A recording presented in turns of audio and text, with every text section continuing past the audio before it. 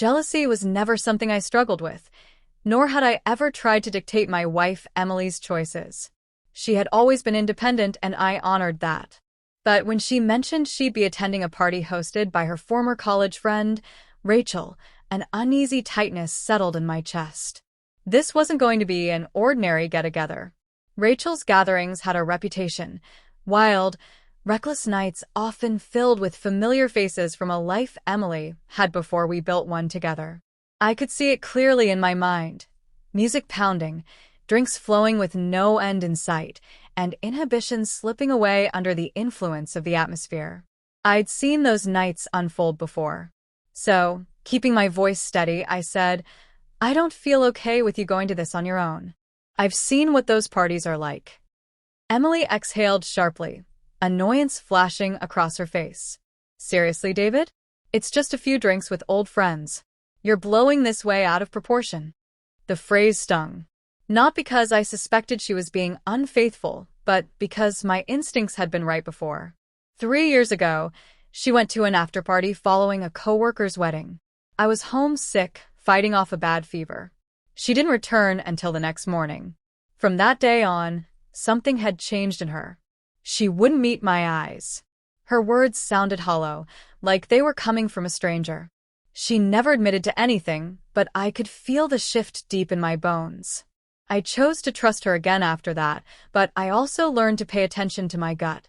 So when she brushed off my concern this time, I didn't argue. I simply said, "If this is something you feel you need to do, then go. But don't expect everything to be the same when you come back." She let out a light laugh, treating my warning like a joke, and walked out the door. That night, I didn't blow up her phone or pace the floors. I sat in silence, calm in a way that felt almost eerie. At 3:52 a.m., I heard the door creak open. She tried to move quietly, but the old hinges betrayed her.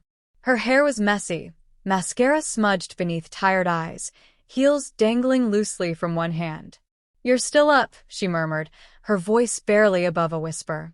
I didn't answer, just stared down the darkened hallway. She shifted awkwardly, trying to sound casual. It was wild, but harmless. I gave her a slow nod, keeping my silence. She crawled into bed, but I stayed seated, eyes fixed on the shadows. The air in the room felt thick, heavy with things left unsaid. The following morning, I went for a long run. The chill in the air cut through the fog in my head, leaving my thoughts sharp. When I returned, Emily was at the kitchen counter, her hands curled around a mug that had long gone cold. "Are you mad?" she asked, cautious. I shrugged. "Not mad. Just thinking."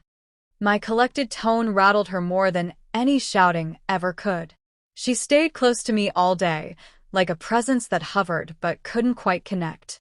Every conversation she tried to start was met with polite indifference, civil but distant. Around noon, I glanced at my phone and noticed a message from a number I didn't recognize. The text read, "Saw your wife at Rachel's last night. She seemed real close with some guy. Thought you'd want to know." There was a photo attached. My heart pounded as I opened it. There she was, sitting beside a fire pit, her legs draped over a man's lap. She was smiling, bright and carefree, his hand resting casually on her thigh. It wasn't absolute proof of anything, but it was more than enough to fracture something deep inside me. I walked into the kitchen and held up the phone. Her face drained of color. Her mouth opened slightly, but nothing came out at first. Then a flood of nervous explanations. "It's not what it looks like. I had too much to drink." I raised my hand to stop her. "I don't need excuses. I told you how I felt before you went. You chose to ignore that." Her eyes welled up. "David, please." I cut her off again. "I'm not leaving. But I don't see you the same anymore."